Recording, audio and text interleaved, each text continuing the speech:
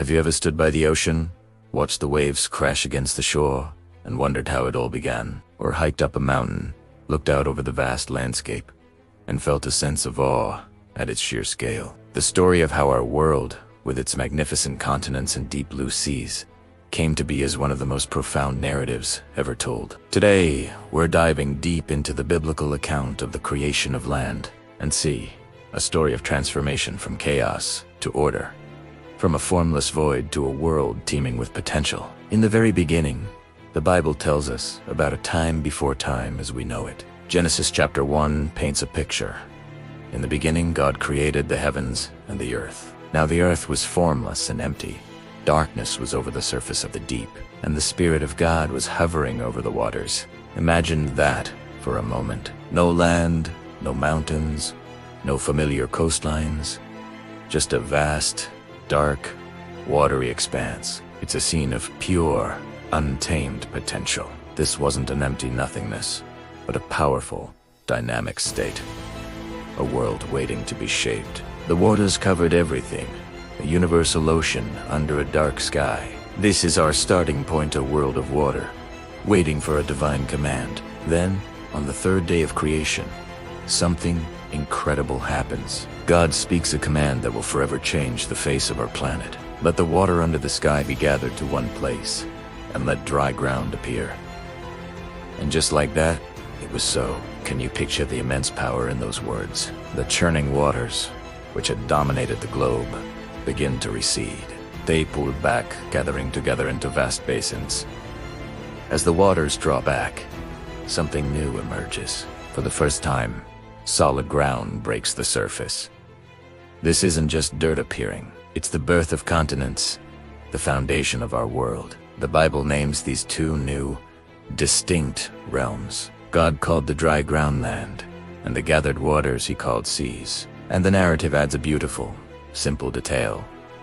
And God saw that it was good. This wasn't just a random act. It was a deliberate, thoughtful design. The separation of land and sea created the fundamental duality of our planet's geography. It established the boundaries that would define ecosystems, shape climates, and eventually guide the course of human history. The shorelines we walk today are a direct echo of this primordial separation, the meeting point of these two great creative acts. This moment is more than just geological formation. It's about bringing order out of chaos. The formless, watery deep was a symbol of unharnessed power. By separating the land from the sea, God was establishing order, structure, and purpose. The land provided a stable foundation, a place for life to take root and flourish. The seas, while still vast and mysterious, were now contained, their boundaries set. This act of separation prepared the world for the next stages of creation: the plants, the animals, and ultimately, humanity. It created a habitable world, a home. Think about the sheer variety that this single act unleashed. The land wasn't just a flat, uniform plain. In its formation, we can imagine the beginnings of mountains being pushed up, valleys being carved out, and plains stretching towards the horizon. The dry ground was now a canvas, ready to be painted with the vibrant colors of life. The seas, too, were not just static pools of water. They were filled with dynamic currents and tides, their depths holding secrets and wonders yet to be revealed. This act of creation set in motion the very systems that make our planet so unique and beautiful. The biblical account resonates with a deep truth we can still feel today. The balance between land and sea is crucial for life on Earth. The oceans regulate our climate, produce oxygen, and are home to an incredible diversity of creatures. The land provides us with a place to live, to grow our food, and to build our civilizations. This interdependence was established right at the beginning. It wasn't an accident. It was part of the plan. When God saw that it was good, it was a recognition of the perfect harmony he had just established. But the story doesn't stop there. Immediately after the land appears, God continues his creative work. He says, "Let the land produce vegetation, seed-bearing plants and trees on the land that bear fruit with seed in it, according to their various kinds." And so it was. The newly formed land, still fresh and untouched, explodes with life. Grasses, herbs, flowers, and mighty trees spring forth from the soil. This wasn't just life.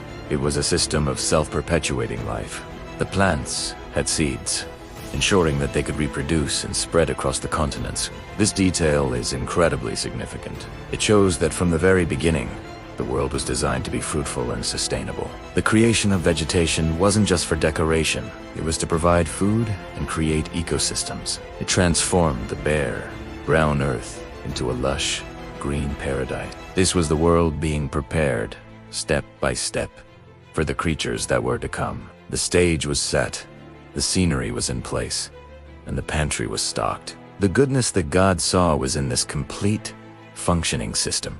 A world ready to support a rich tapestry of life. So, when we look at the world around USTO's, solid ground beneath our feet, and the vast oceans that stretch to the horizon, we are looking at a reflection of this ancient, powerful story. It's a narrative that speaks of purpose, design, and incredible power. It takes us from a dark, watery chaos to a world of defined continents and seas, bursting with the potential for life. It reminds us that the very foundations of our world were laid with intention and declared to be good.